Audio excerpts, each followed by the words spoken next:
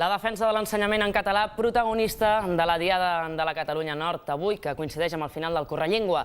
El debat polític sobre les relacions Catalunya-Espanya ha estat també molt present.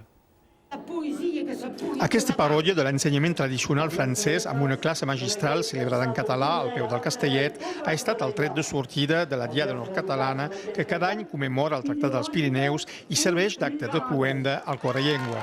El tema central del Correllengua 2012 és reivindicar un ensenyament del català que tot l'any 2012 ha estat perseguit i malmès en tots els territoris dels països catalans, a la Franja de Ponent, a les Illes, al País Valencià, a Catalunya, on s'ha qüestionat la immersió lingüística i també a Catalunya Nord. Després, prop d'un miler de persones ha manifestat sota el lema Esborrem el Tractat dels Pirineus i per l'ensenyament del català al centre de la ciutat. Estem en un moment important i en un moment que la llengua torna a ser com un protagonista amb un futur possible estat català.